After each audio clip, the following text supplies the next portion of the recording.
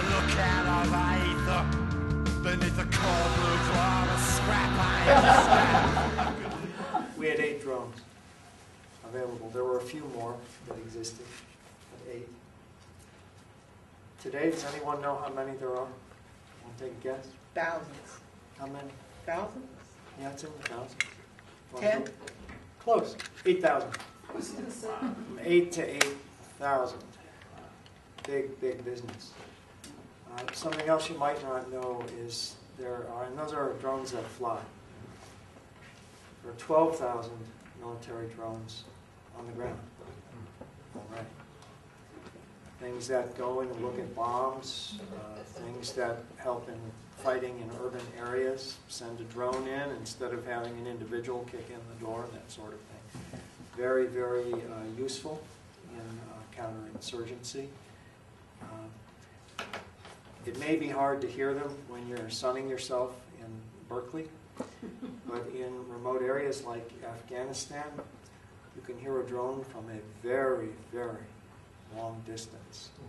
They sound like lawnmowers. And what we found fairly early on was that insurgents, when they heard the drone up there, they just went to ground. They stopped doing whatever it was they were doing, stopped planting bombs, stopped doing anything. They assumed after the first few times we dropped Hellfire missiles from Predators, they assumed that they were all armed. They weren't. There were only a handful of them. And that leads me, I'm not going to give you too many statistics about this, but a few numbers. From 8 to 8,000 is kind of interesting, right? 12,000 on the ground, what they're used for. There have been over 400 drone strikes from the air against terrorists or insurgents in the past decade. How many of those do you think, what percentage of those do you think President George W. Bush authorized, and what percentage do you suppose President Obama has authorized? Obama's really bad on this issue. 2080, Obama's bad. This is a great, wow, you were on fire. Yes, 10% George W. Bush, 90% Barack Obama. As I said, he's bad on this. Well, it depends on your view of the utility of these things. Let's just say that President Obama has become very attracted to drones. By the way, drone pilots hate to be called drone pilots. For them, these are not drones. They are remote pilots. Drone symbolizes something mindless, right? The drones in a beehive, the drones in a botnet in cyberspace, etc. These are pilots. They're very good pilots. The Air Force today has more remote pilots than pilots in cockpits. All right? So this is how the technology is changing things. So why has Barack Obama authorized 90% of the drone strikes? Why are there more drone pilots than physical pilots in the cockpit? Why? Why? What do you suppose? Money?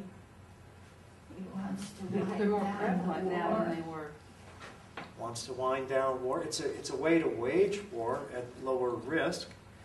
Almost all the number of drone strikes is about 420 through present.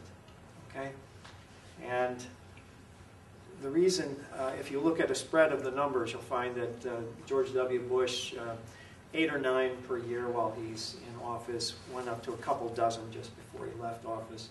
President Obama, by 2010, had over 100 of these strikes, and now it's coming back down again. The idea of winding down a war, but the idea of being able to wage a war on the sovereign territory of another country at low risk to oneself.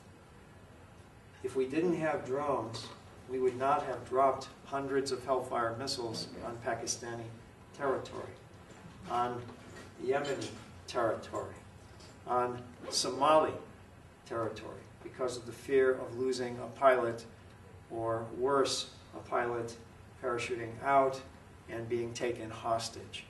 So we have a technology. I like to say every technology has its own sociology.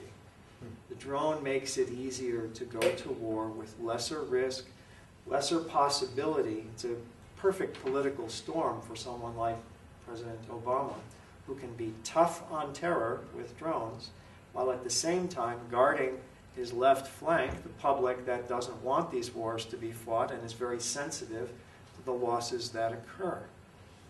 So that's why so much use by this president. That's why so much production of these things. What the informed citizen should be doing is asking whether the simple possession of the technology should encourage these forms of intervention. This is military intervention. These are acts of war against sovereign states. Not having that discussion. The Senate falls silent. As bad as the Senate in the late days of the Roman Republic, when the Roman democracy was coming apart. There is no debate about this. There is yet another authorization to invest even further in these. There have been only a few voices raised in opposition to this. Congressman Ron Paul, whose son somehow managed to stay 13 hours in the well of the Senate without having to go to the bathroom, which one has to just nod in sheer admiration at that. And he asked an odd question, right? Would you ever use these to shoot at somebody, an American citizen on American soil? And got that answer, no, from the kind of testy no from the Attorney General. What he's really asking is, why are we so enamored of these things? I have to admit there is a boys with toys element to it. I chair a department, the Department of Defense Analysis at my school, a military school, and we also have a field experimentation site about 2 hours south of Monterey at Camp Roberts. And we have some drones of our own, and they're a lot of fun. And so far we've only crashed one in a remote area. No harm done.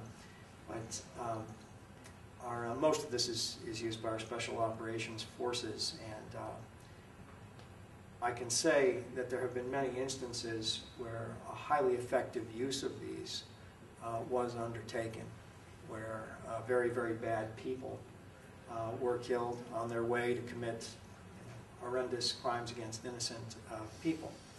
What one has also to recognize is that a lot of innocent people have been killed in the process. It may be easy for us to go to war this way, but there is a lot of scrutiny of the question of who gets killed by these. And this is a problem for the use of air power for the last 100 years.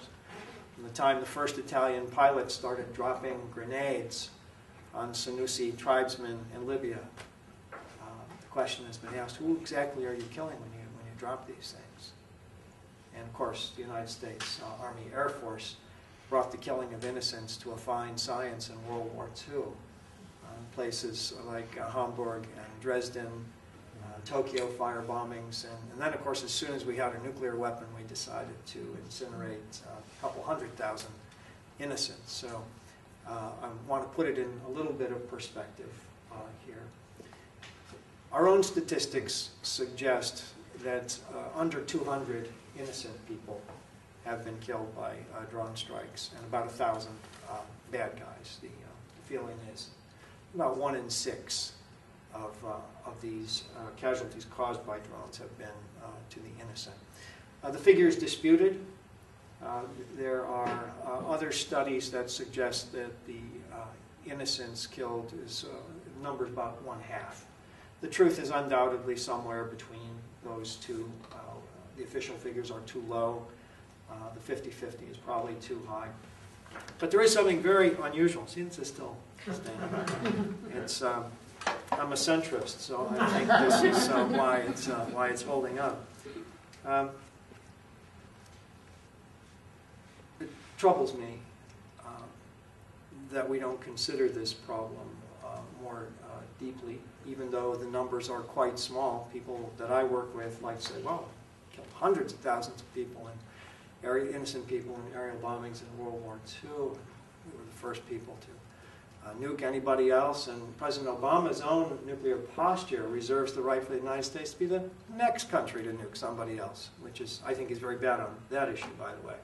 This was a very easy policy for us. So when you put drones in the perspective overall of this whole notion of dropping things from the sky on others, it is an ethical problem that we don't look at closely enough. But the way the people in the business look at it is that it is a far lesser problem than anything associated with aerial bombing in the past.